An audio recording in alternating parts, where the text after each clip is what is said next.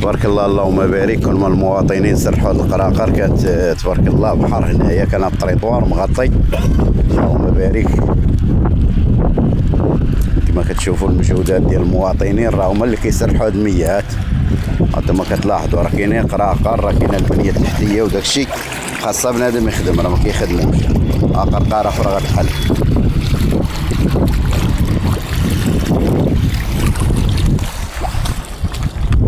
دابا الدور ديال المسؤولين ملي كيكونوا شي انضرابات جويه ولا شي حاجه راه كيخرجوا يراقبوا المدينه ويراقبوا المحيط ديال المدينه. راه هنا فين كتوقع الكارثه. الله يرزق السلامه. هي اللي كنت وحده هي قرقاره اخرى حتى هي خاصها تسرح. هاي هي اللي غنسرحوها. هذه اللي هضرت عليها البارح، قلت لي واحد قلت لي سرح هاد القرقاره النظافه، قلت لي خاص هذيك تنكس وكذا، ويهضر مع واحد المسؤول. هذه خاص لها واحد راه طوله باله، غتحيد.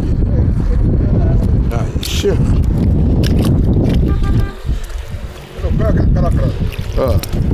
خاصها باله. هذه راه قلنا لي البارح شطبه ولا ما تسوق. شي لعيبه تفعت شي من هنا وداك الراس.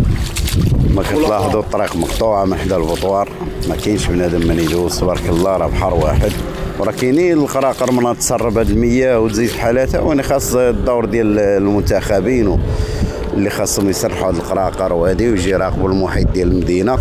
ملي كتكون اضطرابات جويه وداكشي راه كيكون التحرك ديال المسؤولين، راه ماشي كينعسوا ولا بحال هاد المنتخبين شادين غير بلايصهم وناعسين.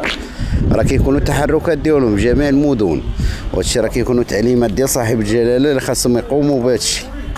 هما ما كيديروش الدور ديالهم، الدور كيديروا المواطن. ما دابا الله سرحنا واحد الجوجات، راه المياه راه انخفضت شويه، راه كان بحر واحد اخوتي.